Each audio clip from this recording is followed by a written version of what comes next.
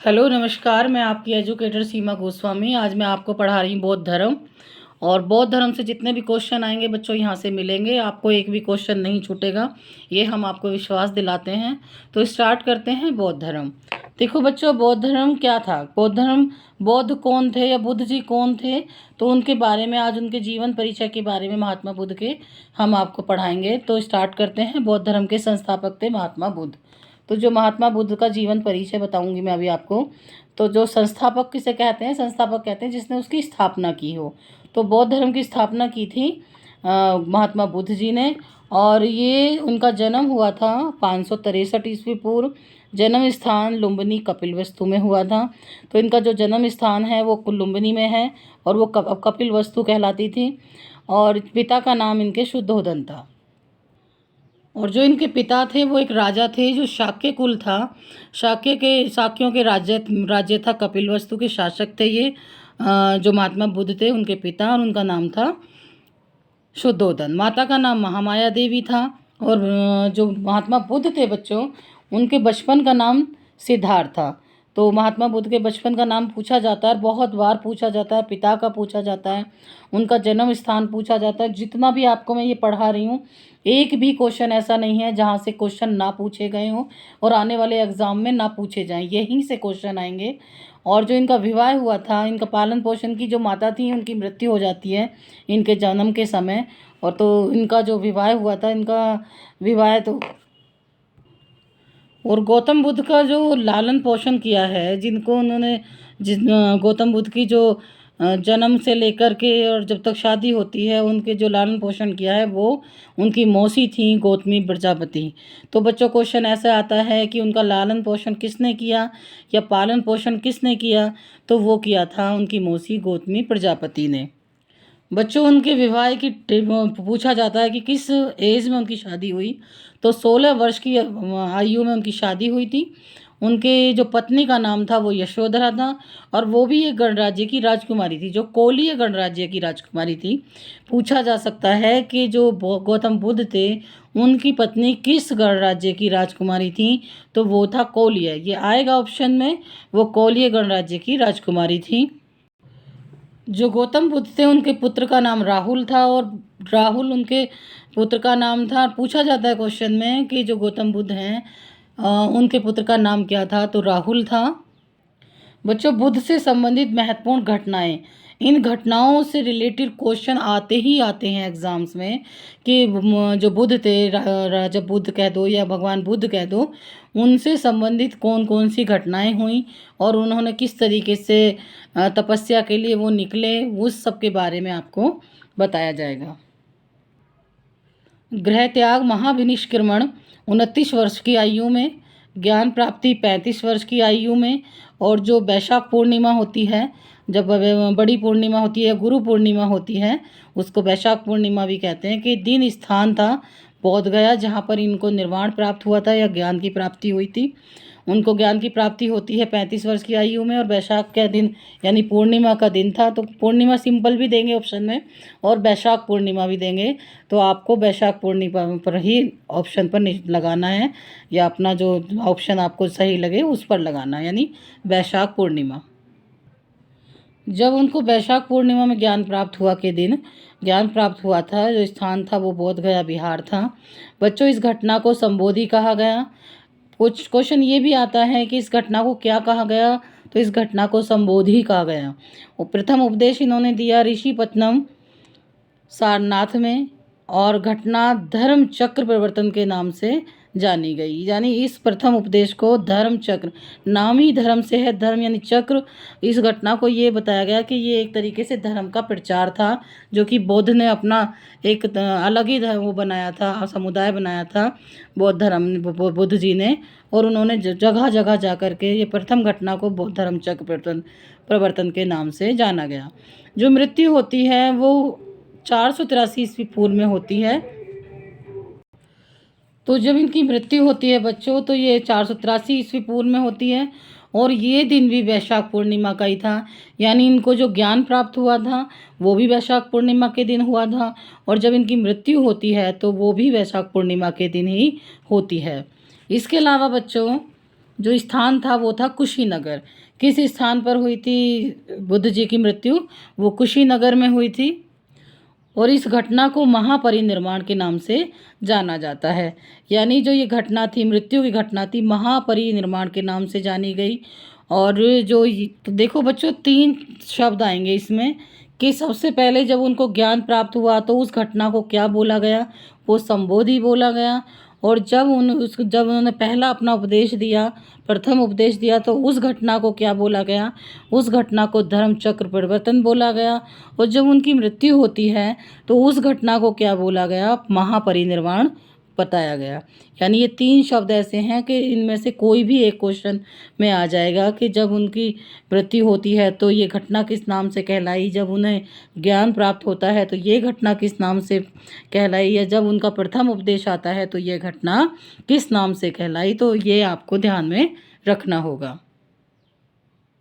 Question बच्चों ये पूछा जाता है कि बुद्ध के त्रिरत्न क्या थे? तो बुद्ध, संघ एवं धर्म को त्रिरत्न कहा जाता है। एक और क्वेश्चन आता है जो कई बार रिपीट होता है, हर एग्ज़ाम में मिलेगा। आप यूपी का दे लें, यूपी टेट का दे लें, या सी टेट का, आर टेट का, कहीं का भी एग्ज़ाम दो, तो बौद्ध ग्रंथों का जो बौद्ध ग्रंथ थे उन्हें किन नामों से जाना जाता था? तो उन्हें त्रिपिटक के नाम से जाना जाता था बच्चों। और ये पाली भाषा में है। इसकी भाषा भी पूछी जाती है कि ये किस भाषा में लिखे हुए हैं, तो पाली भाषा में। और सर्वाधिक महत्वपूर्ण है, ये है विनय पिटक, सुत्त पिटक तथा अधिधम्म पिटक। ये 3 जो त्रिपिटक कहलाते हैं। ये भी क्वेश्चन आ सकता है, विनय पिटक किसका ग्रंथ है? तो बौद्ध धर्म का। सुत्त पिटक किसका ग्रंथ है? तो बौद्ध धर्म का। अधिधम्म पिटक किसका है? तो बौद्ध धर्म का। अब बच्चों इसमें एक ट्रिक भी लगा सकते हैं, जब पिटक पिटक आ रहा है शब्द तो वो समझ लेना कि ये बुद्ध जी से संबंधित है और ये इनका ही ग्रंथ है। और त्रिरत्न किसके हैं? तो बौद्ध धर्म के कौन कौन से हैं त्रिरत्न? यानी 3 रत्नों को किस रूप में जाना गया? बुद्ध, संघ एवं धर्म। अब बच्चों बौद्ध प्रतीकों में पूछा जाता है कि बौद्ध जो प्रतीक हैं उनको किस किस नाम से जाना जाता है? तो कमल एवं सांड को बुद्ध जी के जन्म से जोड़ा गया है, घोड़ा गृह त्याग से जोड़ा गया है, पीपल वृक्ष ज्ञान का प्रतीक माना गया है, पद चिन्ह निर्वाण का, एवं स्तूप मृत्यु का प्रतीक है। अब इस छोटे से पैराग्राफ में आपको 6-7 क्वेश्चन मिल रहे हैं। वेरी वेरी इंपॉर्टेंट पार्ट है ये कि जो बौद्ध धर्म है उनके प्रतीक पूछे जाते हैं कि प्रतीकों में कमल या सांड किस प्रतीक में माना जाता है? तो जब बुद्ध जी का जन्म हुआ, या जब वो घर त्याग करते हैं तो उसे घोड़े के रूप में प्रतीक माना गया, और जब उनको ज्ञान प्राप्त हुआ तो पीपल वृक्ष को ज्ञान का प्रतीक माना गया, पदचिन्ह निर्वाण एवं स्तूप को मृत्यु का माना गया, जो पदचिन्ह है उसको निर्वाण का प्रतीक माना गया, और स्तूप जो बनाए गए थे वो मृत्यु का प्रतीक माना गया, क्योंकि स्तूपों के अंदर उनके अवशेष, उनकी जो हड्डियां हैं वो रखी हुई हैं। तो स्तूपों का मतलब है जहाँ जहाँ बौद्ध के स्तूप होंगे वहाँ वहाँ उनकी अस्थियां रखी गई होंगी। अब बच्चों क्वेश्चन ऐसे आते हैं कि बौद्ध दर्शन का मूल आधार क्या है? तो उनका मूल आधार है 4 आर्य सत्य, यानी कि दुखों के कारण कार्य चक्र को प्रत्युत समुत्पाद कहा गया है। जो दुख का कारण है वो है कार्य चक्र प्रत्युत समुत्पाद। पूछा जाएगा कि दुखों का कारण क्या बताया गया, और ये शब्द आपको दिया जाएगा और आपको इसी पे ही टिक करना है, या आपने जो आपकी OMR शीट है उसमें गोले भरने होते हैं जो गोल गोल से बने होते हैं, तो उसमें आपको ये ऑप्शन को बनता डालना होगा। देखो बच्चों, जिसका मतलब है दुखों का मूल कारण क्या है? तृष्णा। तृष्णा यानी कि देखो बच्चों, जिसका हमें कोई चीज़ हमने देखी और हमारा उसका मन है हमें लेने का, लेकिन हम वो नहीं ले पा रहे हैं, तो ये हमारी तृष्णा है उसके प्रति, चीज़ के प्रति। कोई कुछ भी हो सकता है वो। सिंपल सी सोचो तो जैसे कोई ड्रेस पसंद आती है बच्चों को, तो बच्चे कहने लगे नहीं ये चाहिए, लेकिन नहीं मिल रही है तो वो परेशान हो जाते हैं, तो उसका दुख का कारण बन जाता है ये तृष्णा, जिसका निदान अष्टांगिक मार्ग बताया गया है। यानी कि सम्यक दृष्टि, सम्यक वाणी, सम्यक संकल्प, सम्यक व्यायाम, सम्यक आजीव, सम्यक स्मृति, सम्यक कर्म, सम्यक समाधि। ये 8 मार्ग यानी अष्टांगिक मार्ग बताए हैं बुद्ध ने। जो दुखों का कारण है उनका निदान कैसे हो सकता है। तो दृष्टि अच्छी होनी चाहिए, वाणी अच्छी होनी चाहिए, हमें किसी के प्रति संकल्प रखना चाहिए या व्यायाम डेली करना चाहिए, आजीव होना चाहिए, स्मृति अच्छी होनी चाहिए, कर्म अच्छे होने चाहिए और समाधि जो हम ले रहे हैं उसकी हमें डर नहीं होना चाहिए। तो हमें किसी भी चीज़ का दुख नहीं होगा। बच्चों जो क्वेश्चन आते हैं बौद्ध संगतियों से भी आते हैं और हर बार आते हैं क्वेश्चन। तो जितना भी मैं आपको पढ़ा रही हूँ बहुत ही समेट करके हमने क्वेश्चन निकाले हुए हैं। बहुत कंप्लीटली हमने एक निचोड़ लिया है, कम से कम आधी बुक है उसका पूरा निचोड़ है जो आपको क्वेश्चन प्रोवाइड कराए जा रहे हैं। तो उनकी सभाओं से संबंधित क्वेश्चन आते हैं। तो संगति यानी सभा, जहाँ जहाँ बौद्ध जी गए थे और वहाँ सभाएं हुई थी या बाद में उनके जो अनुयायी थे उन्होंने सभाएं की हैं। तो प्रथम संगति जो हुई थी बुद्ध जी की वो हुई थी 483 ईस्वी पूर्व। राजगृह में स्थान था, राजगृह, और इसके अध्यक्ष थे महाकश्यप। और उस समय शासन चल रहा था अजातशत्रु का। तो क्वेश्चन है, स्थान भी आ सकता है, अध्यक्ष भी पूछा जा सकता है, शासन काल भी पूछा जा सकता है। ये प्रथम संगति थी यानी प्रथम सभा हुई थी बौद्ध संगति में। ये कि 483 ईस्वी पूर्व में, राजगृह में स्थान, अध्यक्ष महाकश्यप और शासन काल अजातशत्रु। इसके अलावा बच्चों द्वितीय संगति जो हुई थी, द्वितीय जो सभा हुई थी वो 383 ईस्वी पूर्व में हुई थी। स्थान था वैशाली और जो इसके अध्यक्ष थे वो शबकामी थे और उस समय शासन चल रहा था कालाशोक का। जो राजा था वो कालाशोक था, प्रथम में अजातशत्रु था और जो शबकामी अध्यक्ष थे। और वैशाली में हुई थी और किस सन में हुई थी दूसरी संगति, तो वो ही थी आपकी 383 ईस्वी पूर्व में। इसके अलावा बच्चों तृतीय संगति जो हुई थी 250 ईस्वी पूर्व। हम ईस्वी पूर्व की बात कर रहे हैं तो इसलिए आपको ये सन घटती हुई नजर आएंगी, हम आगे की बात नहीं कर रहे हैं। पाटलिपुत्र में हुई थी। मोगलीपत इसके अध्यक्ष थे और जो शासक थे वो थे राजा अशोक। अशोक के बारे में हर कोई जानता है। तो तृतीय जो संगति हुई थी 250 ईस्वी पूर्व बोल सकते हो, 250 ईस्वी पूर्व बोल सकते हो, 250 ईस्वी पूर्व बोल सकते हो। पाटलिपुत्र नगर में हुई थी। मोगली सुत्तीस इसके अध्यक्ष थे और राजा अशोक के शासनकाल में ये हुई थी। राजा अशोक ने बौद्ध संप्रदाय को बौद्ध को बहुत ज़्यादा शरण दी है। बाद में उन्होंने बौद्ध धर्म भी अपना लिया था। बच्चों चतुर्थ जो बौद्ध संगति होती है वो होती है 72 ईस्वी पूर्व में, कुंडल वन में हुई थी। इसके जो अध्यक्ष थे वो वसुमित्र थे और शासन काल किसका चल रहा था यानी राजा कनिष्क का। देखो बच्चों जैसे मैं पढ़ा रही हूँ तो आपको कोई बताता नहीं है इस तरीके से कि कौन, बस ऐसे बता देंगे कि कनिष्क राजा था फलाना ढिकाना, इस तरीके से नहीं। मैं बता रही हूँ कि उस समय जब ये संगतियाँ हो रही थी, सभाएं हो रही थी, उस समय वहाँ का राजा कौन था, किस राजा के सानिध्य में हो रही थी। तो इस चतुर्थ संगति का जो राजा थे वो कनिष्क था और जो कुंडल वन में हुई थी वसुमित्र इसके अध्यक्ष थे। 72 ईस्वी पूर्व में इस संगति का यानी चतुर्थ संगति हुई थी। और इसी संगति में जो बौद्ध धर्म था 2 समुदायों में बंट जाता है।